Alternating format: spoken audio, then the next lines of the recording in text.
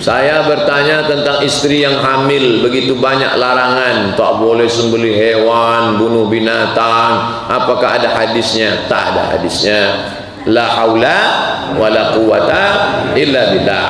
Kalau sampai kita yakini gara-gara itu, oh maka ada kekuatan selain kekuatan Allah. Kalau sampai kita yakini gara-gara batu ponari masuk ke air ini, berarti ada kekuatan di batu ponari, berarti rusak akidah. Begitu juga nih, gara-gara engkau ini kemarin lah maka begini. Hukum sebab akibat. Di mana Allah? Berarti Tuhan tak ada.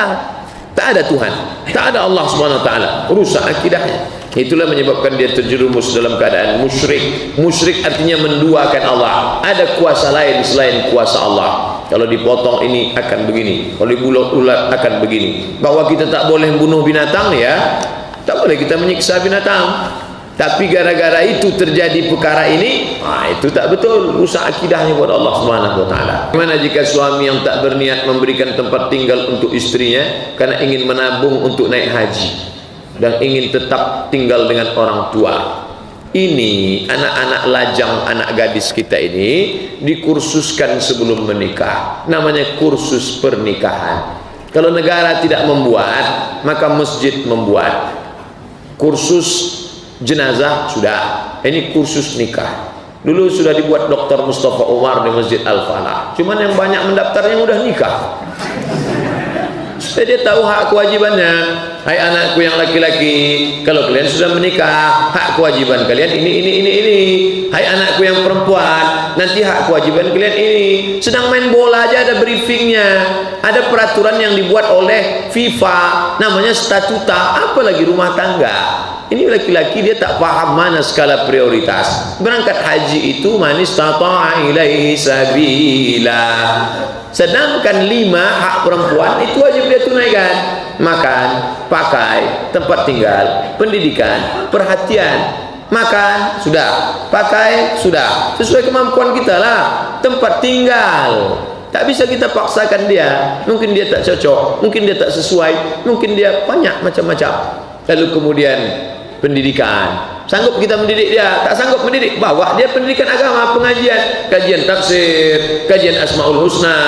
Anda bertanya, mufti menjawab, bawa pengajian. Perhatian, ini perhatian penting. Mungkin kecil sepele, tapi dia merasa ada, diperhatikan. Perempuan itu yang ditangkapnya bukan maknanya, tapi bahasanya. Itu beda laki-laki sama perempuan. Kalau laki-laki makna kalimat, kalau perempuan tak, kalimatnya itu yang dia tangkap. Makanya Nabi tidak memanggil ya Aisyah, enggak, tapi dia panggil pakai dan lembut, ya Humairah, wahai engkau yang putih kemerahan. Perempuan suka dengan kata-kata yang lembut, maka panggillah dia walaupun dia hitam, ya Humairah. Apa saran Ustadz untuk orang yang menghadapi ujian menyukai sesama jenis? Bagaimana cara mengobatinya? Pertama, dia harus latihan, ikut karate, ikut judo, ikut silat, pokoknya yang keras-keras. Ai, walaupun awal-awal, ai, pergi ke sana latihan berkuda, latihan memanah, insya Allah sembuh. Jangan bersama dengan komunitas gay, berhenti, stop. Ikut selama ini grup-grup gay, FB gay, putuskan semua. Harus be man, jadilah kau seorang jantan yang perkasa. Nah, selain itu ruqyah, karena pengalaman Ustadz Saifullah, ketua Asosiasi Ruqyah Syariah Indonesia Provinsi Riau, itu katanya pernah meruqyah bencong, masuk jin bencong. Nah, ada jin tuh yang homo, diganggunya saluran pernapasan kawan. Jadi semua cara dilakukan, pelatihan, ruqyah juga. Setelah diruqyah sehat. Kalau kita tidak mengingatkan kawan kita yang gay itu berdosa, la ta'murunna bil ma'ruf, ajak orang buat baik, wala tanhauna 'anil munkar. Tidak ada kemungkaran yang lebih hebat daripada kemungkaran gay. Apa hukuman orang gay ini? Idza ra'aitumuhu, hadis riwayat Abu Daud, kalau kamu tengok man ya'malu amala qaumi Lut, melakukan perbuatan umat Nabi Lut, faqtulul fa'il wal maf'ul, dua-duanya bunuh. Hukum pancung. Kalaulah kita diberi otsus, otonomi khusus, Riau diberi otonomi khusus, maka yang gay itu, yang tertangkap berhubungan kelamin sejenis, bawa ke tepi sungai Siak, pancung kepala. Insya Allah sehat itu. Matanya menengok, yang baru-baru terjangkit bencong-bencong gitu menengok, sehat langsung. Percaya, cobalah. Ustaz mengatakan Syiah sesat, tapi hal ini bertentangan dengan deklarasi Risalah Aman, di mana salah satu isinya adalah mengakui Syiah sebagai bagian dari Islam. Bagaimana menurut Ustaz? Risalah Aman itu siapa yang buat? Yang hadir siapa-siapa saja. Ikut Risalah Aman apa ikut Imam Bukhari? Ikut Risalah Aman apa ikut Imam Malik bin Anas? Ikut Risalah Aman apa ikut Imam Ahmad bin Hanbal? Ikut Risalah Aman apa ikut Imam Syafi'i? Kalau saya ikut Imam 4 mazhab. Apa kata Syafi'i? La tusalli khalfa rafidhi, jangan kau salat di belakang Syiah karena dia kafir. Imam Syafi'i melarang. Imam Bukhari lebih keras lagi, jangan kau ucapkan salam, jangan kau sambut salam, jangan kau makan sembelihannya, kalau sakit tak boleh dijenguk, sampai sekeras itu. Sudah saya terjemahkan, filenya cari di internet, Somad Moroko Syiah, SOMAD MOROCCO spasi Syiah, enter, dapat nanti file. Mohon Ustaz beri jelasan tentang bendera Ar-Rayah, karena banyak yang mengatakan bahwa itu bendera teroris. Bendera Ar-Rayah hadisnya sahih. Ar-Rayah sudah saya posting beberapa kali. Rayah artinya bendera. Bendera hitam tulisannya putih, bendera putih tulisannya hitam. La ilaha illallah Muhammad Rasulullah. Bagaimana bendera itu bisa ada titik barisnya? Sedangkan zaman Nabi kan tak ada titik barisnya. Zaman Nabi bendera itu tak bertitik, tak berbaris. La ilaha illallah Muhammad Rasulullah. Memang tak ada titik di situ, tak ada baris. Tapi setelah zaman sekarang dicetak pakai sablon, tentu pakai baris. La ilaha. Enggak nangkap saya Pak Ustaz, minum aqua.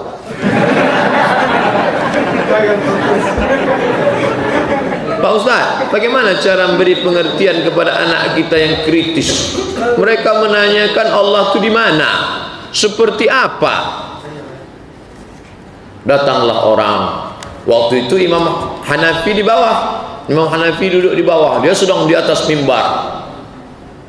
Mana itu Tuhan? Kata dia tanya Imam Hanafi, Hanafi, segala sesuatu pasti ada tempatnya, di luar, di dalam, di atas, di bawah. Kalau memang Tuhan itu ada, mana dia? Yang kedua, segala sesuatu ada arahnya, ke depan, ke belakang, ke samping, ke kanan, ke kiri. Kalau memang Tuhan itu ada, mana arahnya?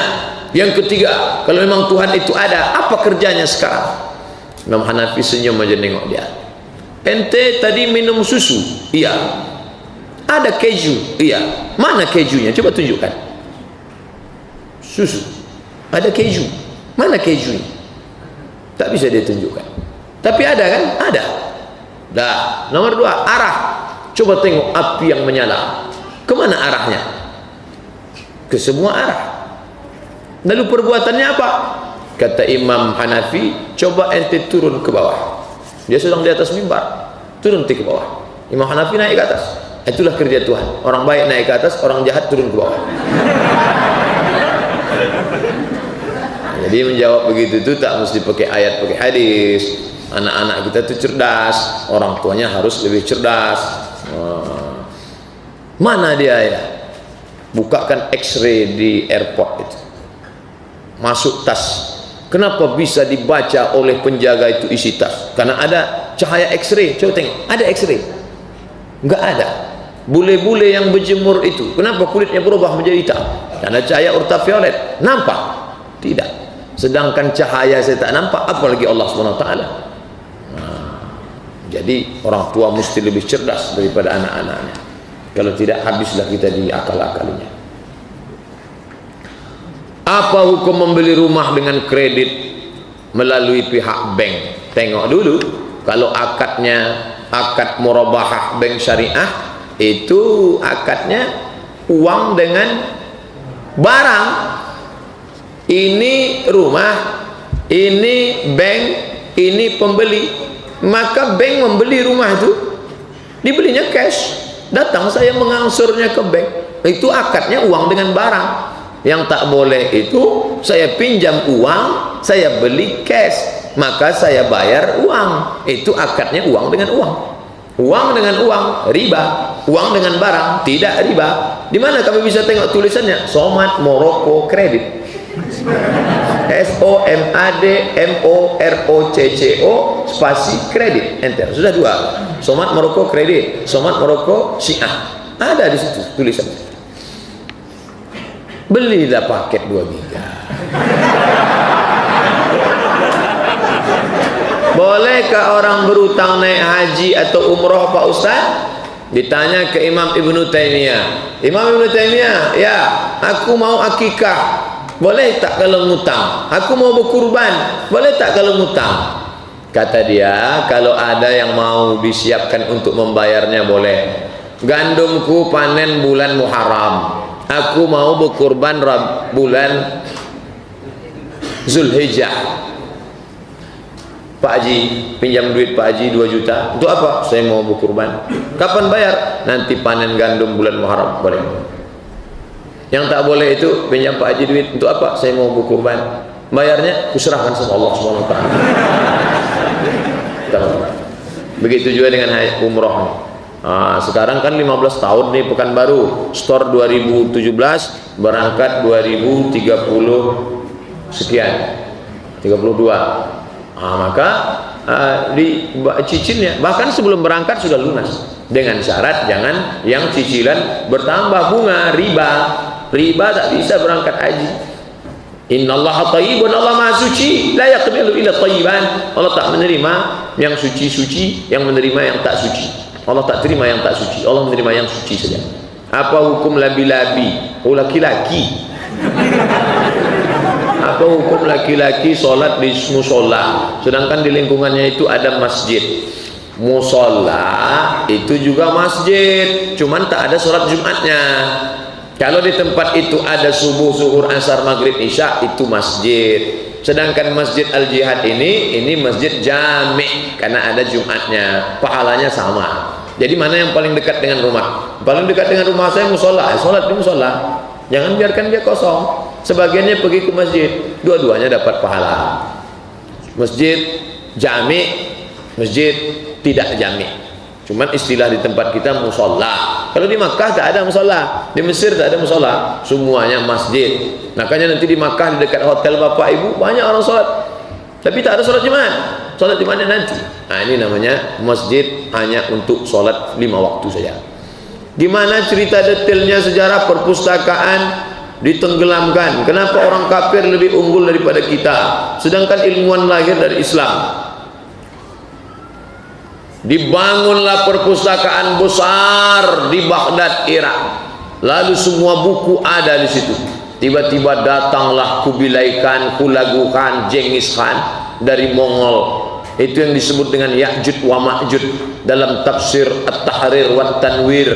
Kata Syekh Thahir bin Ashur, Ya'jud wa Ma'jud itu kata dia Mongol. Mongol yang menghancurkan Islam, dicampakkan mereka buku-buku itu sampai hitam, tinta luntur di sungai Tigris dan Efrat. Bisa tentara Mongol itu naik kuda dari atas. Andai buku-buku di perpustakaan Suman HS dicampakkan ke sungai Siak, belum tentu bisa kita naik trail ke atas. Sedikit buku kita. Apa maknanya? Islam dulu maju karena perpustakaan, dan sekarang siapa yang mengamalkan itu? Amerika. Hari ini terbit buku di Pekanbaru, langsung diterjemahkan oleh perpustakaan Amerika. Maka jangan heran orang Amerika itu lebih tahu tentang Pekanbaru, tentang kerajaan Siak daripada kita sendiri, karena semua buku langsung mereka terjemahkan, langsung mereka baca. Yang paling rendah minat bacanya di dunia ini saya tak tahu, yang jelas Indonesia di bawah Vietnam. 1000 itu 1 yang baca. Jadi kalau di kampus itu ada 30.000, itu yang mau baca cuma 30 orang. Ilmuwan-ilmuwan Islam ya, dari Islam, tapi umat Islam mundur karena tidak melanjutkan sejarah keilmuan. Tanggal 8 April kemarin Pak Ustadz ada acara tablik akbar di Jakarta. Coba jelaskan secara ringkas isi dari tablik akbar tersebut Pak Ustadz. Tampil pertama Ketua MUI Jakarta. Ketua MUI membacakan riwayat, siapa yang buat dosa ketika tertawa nanti masuk neraka dengan menangis. Itu disampaikan Ketua MUI. Siapa yang masuk buat dosa sambil ketawa maka masuk neraka sambil menangis. Itulah yang dilakukan para pendukung Ahok yang ketawa sekarang. Mereka nanti masuk neraka menangis, kata Ketua MUI. Habis itu, setelah itu naik pula Ustadz Solmed. Naik, dia bantai juga, bob bob bob bob, pakai bahasa Betawi. Lo jangan pada milih Ahok cuman dikasih sarung cap gajah bengkak lo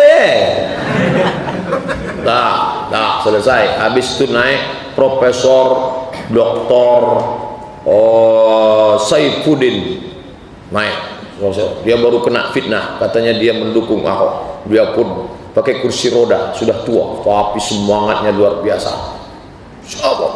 Habis itu yang keempat barulah naik Ustadz Abdul Somad, 40 menit. Yang lain itu cuma 20 menit. Saya dikasih 40 karena jauh pesawatnya. Saya bantai lah, habis turun. Dah.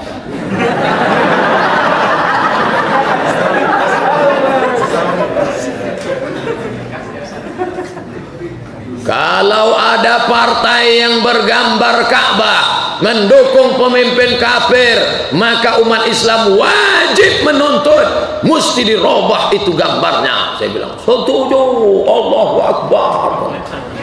Ini tinggal 10 hari lagi. Kemarin tinggal 10 hari, kan itu tanggal berapa kemarin? Ini makin tinggi bayarannya. Yang 100.000, kalau dikasih 100, pilih muslim apa kafir? Muslim. Kalau dikasih 500, muslim. Kalau dikasih 5 juta, pokoknya sampai habis. Begitulah terus 40 menit. Saya tengok waktu sudah habis, saya pun turun. Wah, Habib datang pakai sorban, jubah besar, ramai berfoto-foto kan. Itulah. Bolehkah laki-laki pakai kalung Pak Ustaz? Boleh, tapi tidak boleh pakai emas, pakai perak, pakai boleh, tak salah. Tapi bukan karena dia mau menyerupai perempuan. Karena kalau dia mau menyerupai perempuan, la'anallahul mutasabbi'at minar rijal bin nisa. Allah melaknat laki-laki yang menyerupai perempuan, Allah melaknat perempuan yang menyerupai laki-laki. Kenapa dia pakai rantai? Kenapa dia pakai? Ada orang pakai rantai itu karena batu itu mengandung elektromagnetik. Ada rasionalnya, setelah diperiksa memang ada di situ elektromagnetik yang kontak ke saluran darah melancarkan. Tapi memang betul rasional, bukan batu ponari. Tak apa-apa. Tapi menurut saya tak usahlah pakai rantai. Tak pakai rantai-rantai. Bolehkah fidyah diserahkan ke dalam keluarga sendiri?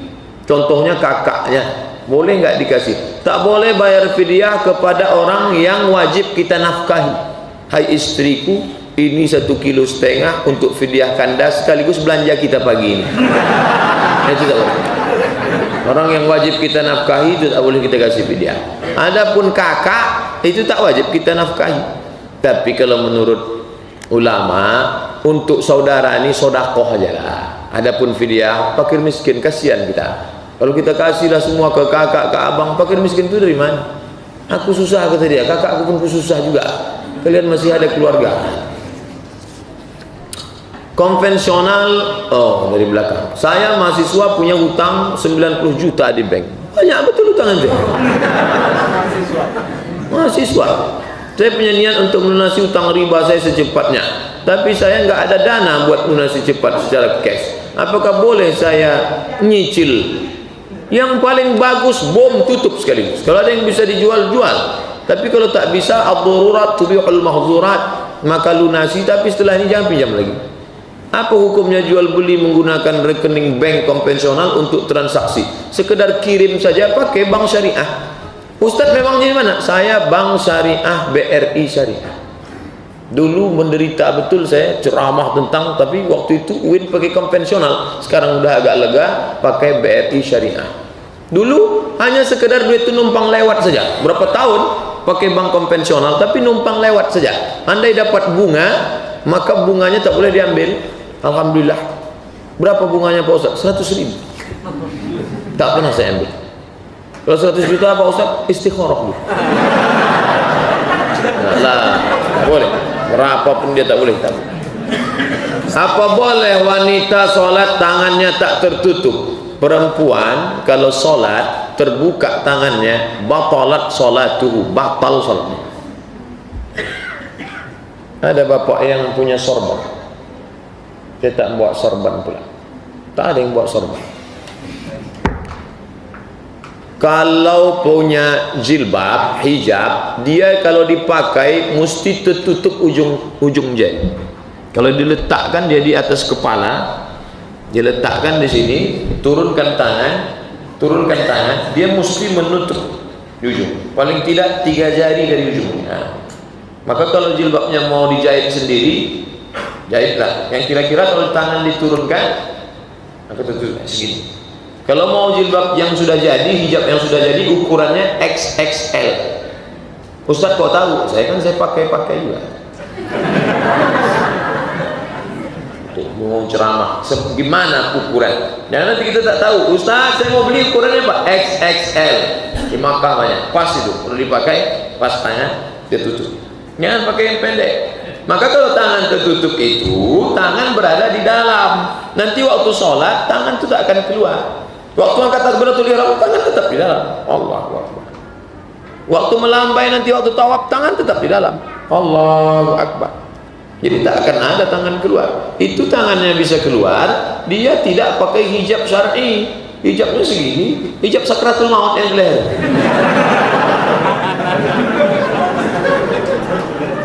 Habis itu sholat kan, Allahu Akbar, batal sholatnya. Baca fatwa ulama, batalat sholatuhu, batal sholat. Bagaimana hukumnya menjual kotoran hewan? Misalnya untuk dijadikan pupuk, maka kalau ada orang jual tai kambing untuk pupuk, tai sapi, itu yang dijual, yang diambil bukan najisnya, tapi jasanya. Jasa dia berkeringat menyekok. Tapi jangan kiaskan ini dengan jual babi. Nanti saya gini kan dikiaskannya ke babi. Nanti kok jual babi? Jasanya. Oh, tak bisa. Lain babi dengan tai kambing. Babi kan dimakan. Tai kambing, ada orang gulai tai kambing? Tidak. Nah, itu jadi jangan main kias-kias saja. Jadi bapak yang punya ternak kambing dijual, itu yang dijual bukan materinya, tapi jasanya. Berpeluh keringat dia, memasukkan ke dalam kantongnya. Nah, ini tentang. Begitu juga dengan air, api, rumput tak boleh dijual. Itu kan orang berkongsi. An-nasu syuraka'u fi salasatin. Manusia berkongsi dalam 3, air, api. Maka yang jual air itu haram lah. Jual air. Enggak, yang dijualnya itu jasanya. Jasa dia memindahkan air dari dalam tanah dimasuk, bukan airnya dia jual. Begitu juga orang jual gas. Jual gas berarti haram, jasanya. Memasukkan gas ke tabung itu kan pakai alat, bisa disedot. Bisa rupanya disedot itu gas dari tabung kan tidak.